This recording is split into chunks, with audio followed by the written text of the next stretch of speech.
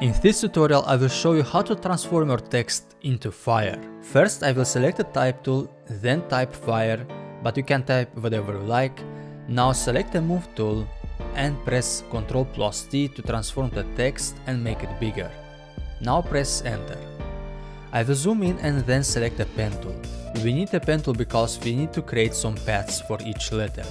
So make sure that here on top you have selected the path instead of the shape. Now click to make an anchor point, then press and hold shift to create straight paths like this.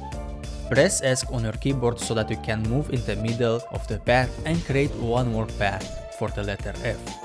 Alright, I will fast forward this process for the other letters because it's a bit boring.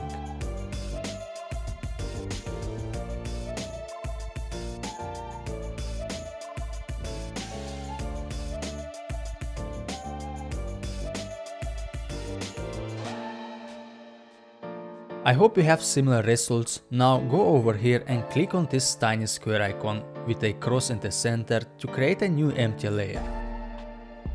Go to filter menu, click on render and then select flame. This panel will show up where you can play with different settings and create different styles. But I think it already looks great, so I will click OK.